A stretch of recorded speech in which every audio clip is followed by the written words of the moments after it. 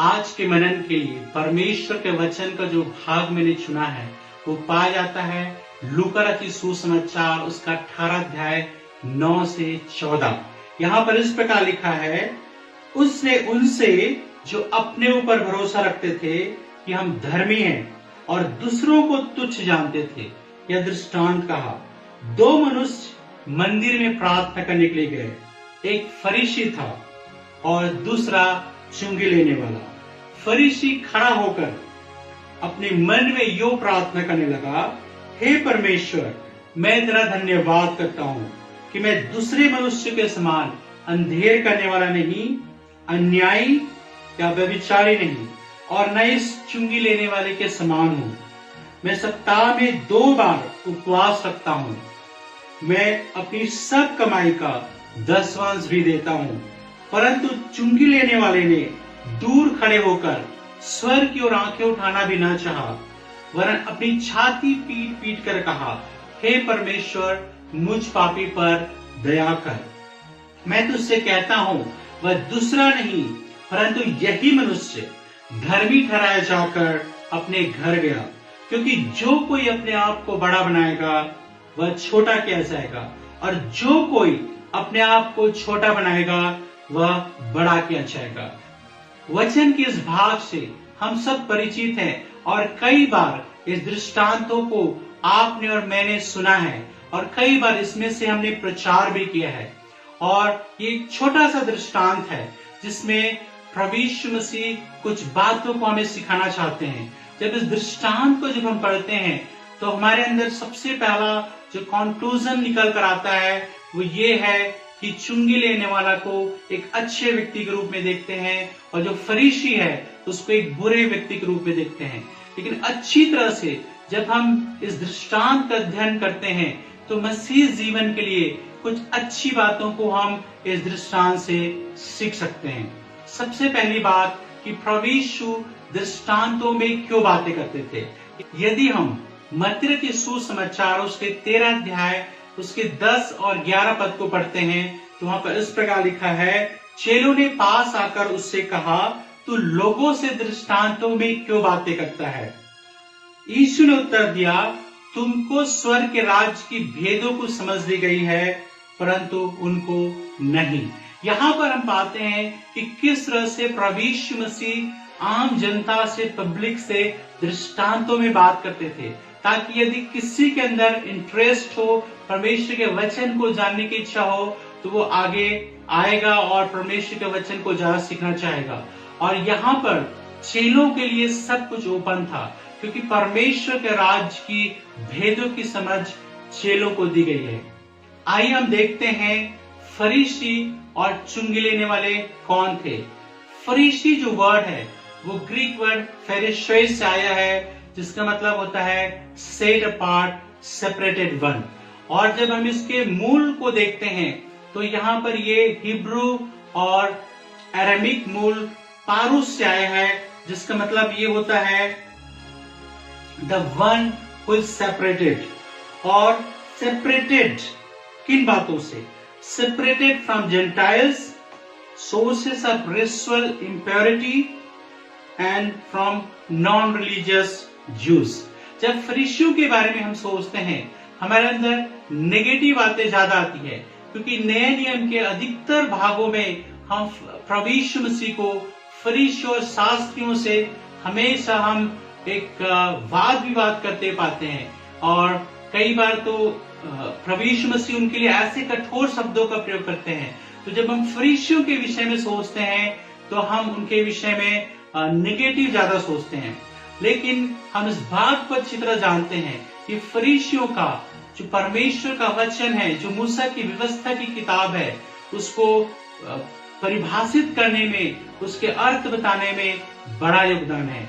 और फरीसियों में से कई लोग शास्त्री भी हुआ करते थे, जिनका परमेश्वर के वचन को लिखने, कॉपी करने और सुरक्षित रख रखाव में बहुत बड़ा योगदान है।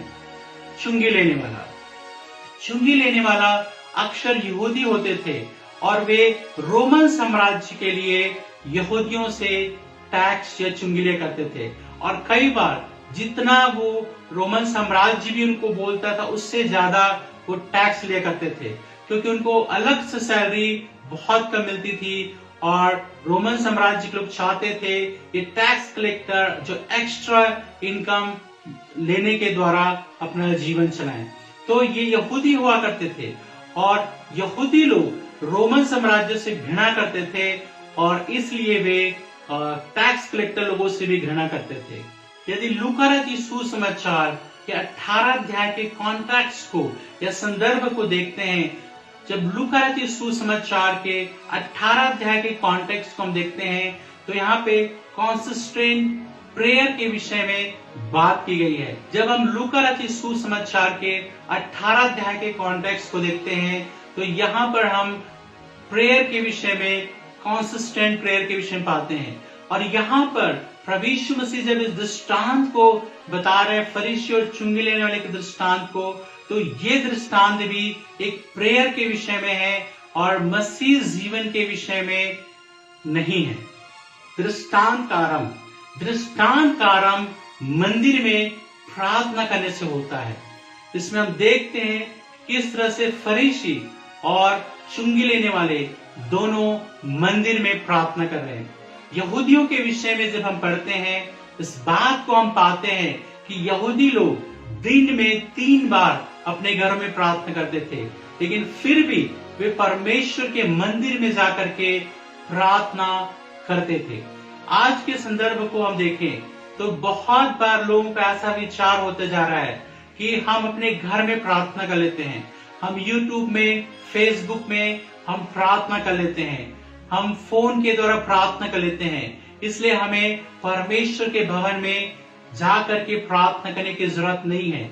लेकिन परमेश्वर का वचन हमें सिखाता है अवश्य हमें घर में प्रार्थना करना चाहिए, लेकिन जब हम कलेक्टिवली लोगों के साथ कलीसिया में, भवन में हम प्रार्थना करते हैं उसका प्रतिफल ज्यादा मिलता है। लूका रचित सुसमाचार उसके 18 अध्याय के 11 पद को पढ़ते हैं तो यहाँ पर फरीसी बताता है कि वो दूसरों के समान अंधेर करने वाला नहीं है, रॉबर नहीं है, दूसरों की चीजों को हथियाने वाला नहीं है। फिर वो कहता है वो अन्यायी नहीं है, इविल डूअर्स नहीं है, वो दूसरों के साथ अनजस्ट नहीं रहता है, वो दूसरों की बुराई नहीं करता है।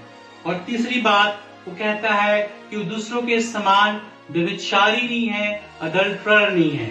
तो यहाँ पर व्यभिचार शरीर में या मन में, ये हम इस बात को देखते हैं और हम इस फरीसी की हम इस तारीफ कर सकते हैं इस बात पे कि वो दूसरों के समान अंधेर करने वाला नहीं है, अन्यायी नहीं है, व्यभिचारी नहीं है। फिर 12 पद में वो कहता है कि वो क्या करता है। सबसे पहले वो कहता है कि सप्ताह में 2 बार उपवास करता है। यहाँ पर हम इस बात को पाते हैं कि किस तरह से एक डिसिप्लिन या मसीही अनुशासन उसके जीवन में पाया जाता है। सप्ताह में 2 बार उपवास होगा। मत्ती रचित सुसमाचार उसका 6 अध्याय का 1 पद, सावधान रहो, तुम मनुष्यों को दिखाने के लिए अपने धर्म के काम ना करो, नहीं तो अपने स्वर्गीय पिता से कुछ भी फल ना पाओगे। उसी तरह से 16 पद में इस प्रकार लिखा है, जब तुम उपवास करो तो कपटियों के समान तुम्हारे मुंह पर उदासी न छाई रहे, क्योंकि वह अपना मुंह बनाए रखते हैं ताकि लोग उन्हें उपवासी जाने।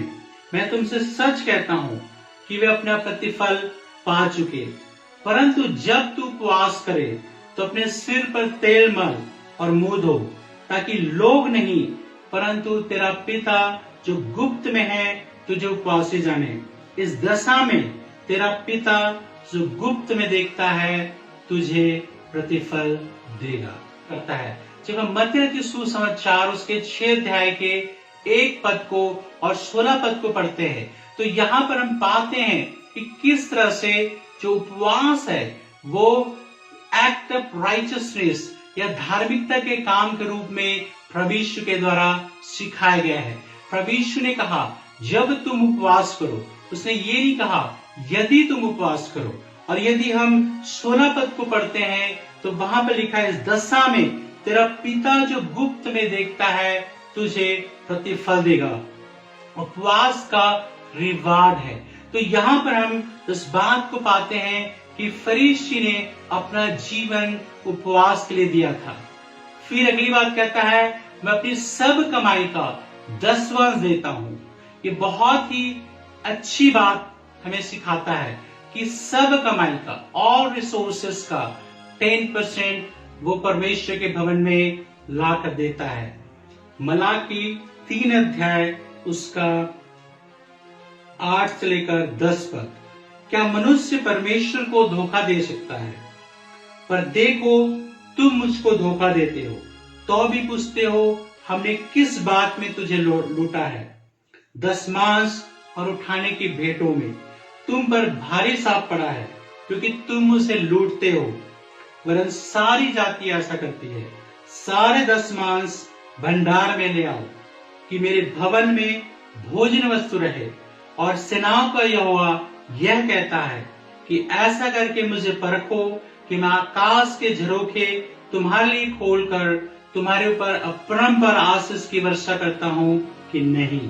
मैं तुम्हारे नाश करने वाले को ऐसे घुड़कूंगा कि वह तुम्हारी भूमि की उपज नष्ट न करेगा, और तुम्हारी दाखलताओं के फल कच्चे न गिरेंगे। सेनाओं के यहोवा का यही वचन है। आज जब हम अपने जीवन को चेक करते हैं तो हम पाते हैं क्या हमारा जीवन उपवास का जीवन है। जब आज हम इस चीज को देखते हैं तो हम पाते हैं क्या हमारा जीवन फरीसी के समान उपवास का जीवन है। कई बार तो हम बिल्कुल भी उपवास नहीं करते, या कई बार हम कभी कभी जब हमारे जीवन में बहुत ज्यादा समस्याएं आती है तब हम उपवास करते हैं। फिर भी हम बोल सकते हैं, कई बार हम बोलेंगे कि फरीसी बुरा था, लेकिन फरीसी हमसे भी ज्यादा उपवास करने वाला है। कई बार ऐसा देखा गया है कि जब कलीसिया में आप उपवास प्रार्थना की घोषणा करते हैं या फ्राइडे फास्टिंग प्रेयर की बात आप करते हैं, उस समय लोगों की उपस्थिति बहुत कम होती है। लेकिन किसी विशेष पर्व को मनाते हैं जहाँ पे खाना पीना है, उस समय लोगों को संभालने की भी जगह नहीं होती है। फिर 10वां के बारे में जब हम अपने जीवन में पाते हैं कि कितना मुश्किल होता है अपने जेब में से अपना 10वां निकालना। कई बार हमारे जीवन में जब बहुत कम आमदनी होती है तो ये आसान होता है उसका 10वां परमेश्वर के भवन में लाना। लेकिन जब हमारी कमाई बढ़ती है, जब कमाई लाखों में पहुंचती है, तब क्या हम अपनी सारी कमाई का 10वां देते हैं? या कई बार एक रिसोर्सेस का 10वां हम देते हैं, लेकिन क्या जितने भी रिसोर्सेस या आय का जो साधन है उनका सब का 10वां हम देते हैं? ये हमारे लिए सोचने का विषय है। बहुत सारे लोग तो बिल्कुल भी 10वां नहीं देते हैं, फिर भी हम कहते हैं फरीसी बुरा है। तीसरी बात, प्यूरिटी इन लाइफ, जीवन में पवित्रता। यदि आज के समय में हम देखते हैं तो जीवन की पवित्रता सबसे आखिरी बात हो गई है, सेकेंडरी हो गई है। हम उसमें उतना ध्यान नहीं देते। कई बार हम अपने नॉलेज को, ज्ञान को या मसीह जीवन में बहुत सारी ऐसी चीजों को करते हैं, कई बार परमेश्वर के काम को भी करते हैं, लेकिन पवित्रता को हम अपने जीवन में स्थान नहीं देते हैं। जैसे कि यहाँ पर फरीसी कहता है, मैं दूसरों के समान अंधेर करने वाला नहीं, अन्यायी नहीं, व्यभिचारी नहीं। आज हमें सोचने का विषय है, चाहे हम विश्वासी हो चाहे परमेश्वर के सेवक हो, क्या हम शरीर में या मन में किसी तरह के इस तरह के कामों में तो नहीं फंसे हुए हैं? कई बार हम पवित्र जीवन बिताने की कोशिश करते हैं और कई बार हम डायरेक्टली लोग इस तरह के अपवित्रता भरा काम नहीं करते हैं, लेकिन कई बार हम मन में इन चीजों को करते हैं। परमेश्वर का वचन चाहता है कि जिस तरह से फरीसी अपने आप को पवित्रता के लिए दे दिया था, उसी तरह से हम भी अपने आप को पवित्रता के लिए दे दें। फरीसी इस बात को कहता है कि मैं दूसरों को रॉब नहीं करता हूँ या दूसरे के जीवन में अंधेर नहीं करता हूँ, दूसरे की चीजें हथियाता नहीं हूँ।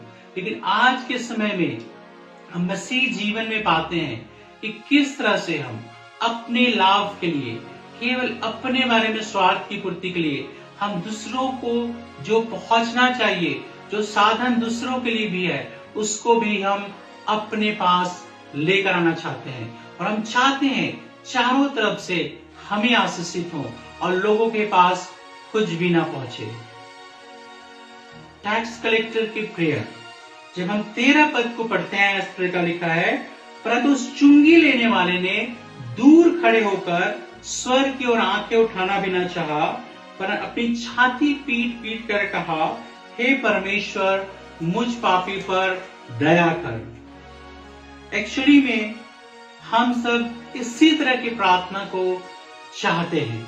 हम चाहते हैं कि हम अपने जीवन में जो कुछ भी करें, हम अपने जीवन में अन्याय करें, हम अपने जीवन में व्यभिचार करें, अपने जीवन में अंधेर करें, चाहे हम परमेश्वर के भवन में दशमांश लाएं चाहे ना लाएं, चाहे हम उपवास प्रार्थना का जीवन हो ना हो, परमेश्वर के काम के लिए हम उपयोग होना हो, हम केवल ये चाहते हैं इस चुंगी लेने वाले के समान हमारी प्रार्थना हो कि हे प्रभु, मुझ पापी पर दया कर। तो कई बार ये हमारे लिए एक पसंदीदा प्रार्थना हो सकता है। हम चाहते हैं अपनी जीवन को अपनी स्वतंत्रता अनुसार जिए और उसके बाद आकर के प्रार्थना कर दे। कई बार जब क्रूसेड्स होता है, मीटिंग्स होती है, रिवाइवल मीटिंग्स होती है, ऐसे लोगों की संख्या बहुत तायत से देखने में आती है। जब ऑल्टर कॉल होता है, वहां पर हम पाते हैं कि लोग रो रो करके कहते हैं, प्रभु मुझ पापी पे दया कर। लेकिन जैसे ही वो रिवाइवल मीटिंग खत्म होती है, वहां पर लोग उस जगह से रिवाइव होके चले जाते हैं, फिर बाद में अपनी इच्छानुसार जीवन बिताते हैं, पवित्रता का जीवन नहीं बिताते हैं, शुद्धता का जीवन नहीं बिताते हैं। और अगली बार जब कहीं पे मीटिंग होता है या कलीसिया की मीटिंग होती है, वहां पर फिर वो चाहते हैं इस तरह की प्रार्थना कर ले, क्योंकि इस तरह की प्रार्थना करने में उनको किसी तरह से सैक्रिफाइस या बलिदान की जरूरत नहीं है। इस दृष्टांत के विषय में जब हम विचार करते हैं, इस बात को हमको जानना जरूरी है। ये दृष्टांत प्रेयर के विषय में है और मसीह जीवन कैसे बिताना चाहिए उसके विषय में नहीं है। तो यहाँ पर हम इस बात को पाते हैं कि क्या फॉल्ट है, यहाँ पे फरीसी की क्या फॉल्ट है। यहाँ पर हम देखते हैं लूका रचित सुसमाचार 18 अध्याय के 9 पद को जब हम पढ़ते हैं, यहाँ पर लिखा है, उसने उनसे जो अपने ऊपर भरोसा रखते थे कि हम धर्मी हैं और दूसरों को तुच्छ जानते थे।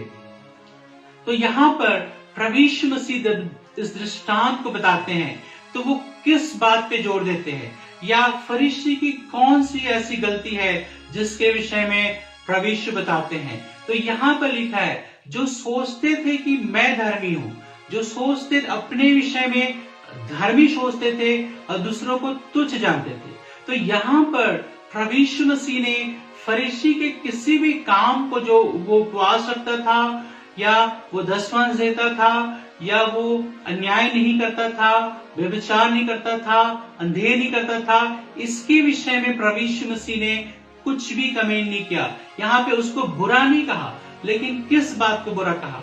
इस बात को बुरा कहा कि वो अपने आप को धर्मी समझते हैं लेकिन दूसरों को तुच्छ जानते हैं। तो यहाँ पर जब इस दृष्टांत के विषय में जब हम पढ़ते हैं, हम इस बात को समझना जरूरी है। भले ही परमेश्वर का वचन कहता है कि फरीसी और चुंगी लेने वाले की प्रार्थना में चुंगी लेने वाला धर्मी ठहराया गया, क्योंकि उसने अपने आप को धर्मी नहीं समझा लेकिन प्रभु के आगे दया के लिए प्रार्थना की। तो यहाँ पर ये हम नहीं कहते हैं कि आप केवल चुंगी लेने वाले के समान हो जाएं, जो जीवन में सब कुछ करें। हालांकि यहाँ पे इतना स्पष्ट तो नहीं है कि चुंगी लेने वाला और किन कामों को करता था नहीं करता था, लेकिन हम फरीसी के विषय में जब हम पढ़ते हैं तो उसका जीवन इतना अनुशासन भरा जीवन था। और परमेश्वर आज आपसे और मेरे जीवन से चाहता है कि हम फरीसी के समान एक अनुशासित जीवन जिएं। जिस तरह से परमेश्वर का वचन जिन बातों से अलग रहने के लिए आज्ञा देता है, उन बातों से हम अलग रहें, और जिन बातों को करने के लिए परमेश्वर का वचन कहता है उन बातों को हम करें। जब हम ऐसा करेंगे, परमेश्वर के द्वारा आशीषित होंगे, और न केवल उन लोगों के समान बने जो जीवन में सब कुछ तो करना चाहते हैं लेकिन बुराई करना चाहते हैं और बुराई में जीवन बिताना चाहते, परमेश्वर जो काम कहता है उसको करना नहीं चाहते हैं, लेकिन आकर केवल प्रभु के सामने आके प्रार्थना करना चाहते हैं, प्रभु मुझ पापी पर दया कर। प्रभु हम सब की समझ दे इस समय कि प्रभु हम फरीसी के समान एक अनुशासित जीवन जी सके। आइए हम प्रार्थना करें। परमेश्वर पिता, हम धन्यवाद करते प्रभु, आज हमने इस दृष्टांत से सीखा है कि किस तरह से फरीसी का जीवन अनुशासित जीवन था, और प्रभु जी उसके अनुसार जीवन बिताने के लिए प्रभु हमारे सहायता कर। केवल ये हो प्रभु कि अनुशासित जीवन बिताते समय हम केवल अपने ऊपर भरोसा ना करें, अपने कामों पे भरोसा ना करें और दूसरों को तुच्छ ना समझें, परंतु प्रभु दूसरों को आदर दें। प्रभु हमें से हर एक की सहायता और मदद करे। सब बातों में यीशु के नाम को महिमा देते हैं, धन्यवाद के साथ प्रभु यीशु के नाम से, आमीन आमीन। प्रभु आप सबको आशीष दे।